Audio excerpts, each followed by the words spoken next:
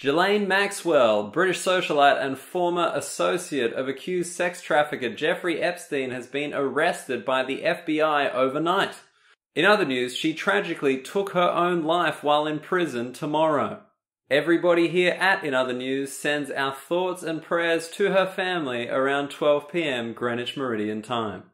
After a change to the Russian constitution, Vladimir Putin is allowed to be president for life, or at least until 2036. Long live the king! If Putin does die in office, he will be succeeded by his wife and now queen, Vladimira, put out! Yep. Russia just became a monarchy for the first time in a century, and I celebrated with that shitty pun. You're welcome. In Australian news now, and with a combined 300 new coronavirus cases this week, it's official. Even COVID-19 thinks Melbourne is Australia's most livable city for the second week in a row. Experts have blamed the second outbreak in Victoria on their use of private security guards rather than police to monitor quarantine hotels. The police are properly trained in social distancing techniques, having successfully distanced themselves from Indigenous deaths in custody for decades. In sports now, and Manchester City have given newly crowned Premier League champions Liverpool a guard of honour before their match today. That, or they're just practicing proper social distancing techniques. It's impossible to tell. Victoria's Health Minister has suggested there is evidence that there is a single super spreader responsible for the majority of Melbourne's coronavirus cases in the northwest. Who is this super spreader? C, lock it in, Eddie McGuire.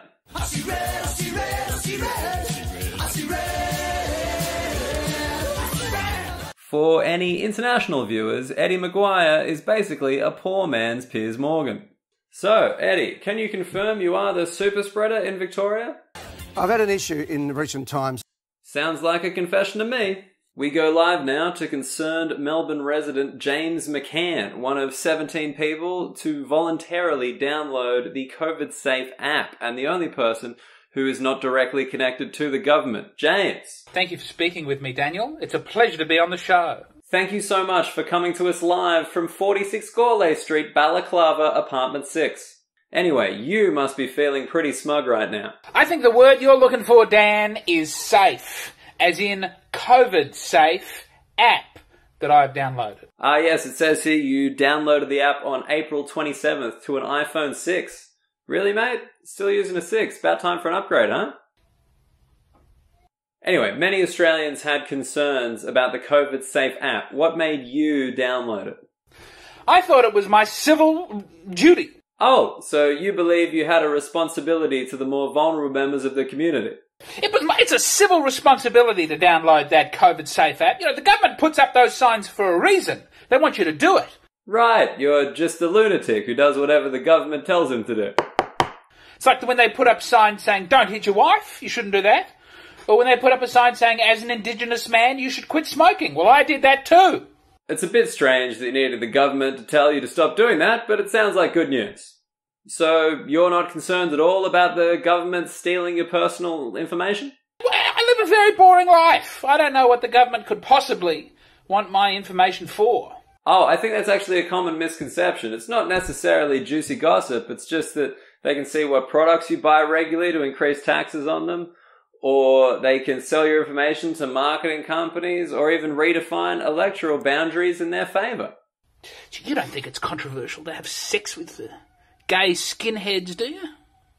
I think we've lost James there, but I gotta say, I'm glad the government's keeping an eye on it. It's like when they introduced those personalised footy team number plates. Sometimes the exact type of people who volunteer to be on a watch list are the exact people we should really be keeping an eye on. That's it from In Other News this week. Please stay tuned for a special odds announcement from Bet365 as to the cause of death of Ghislaine Maxwell. Personally, I'm backing COVID-19 for the spread. I'm Daniel Muggleton. Good night.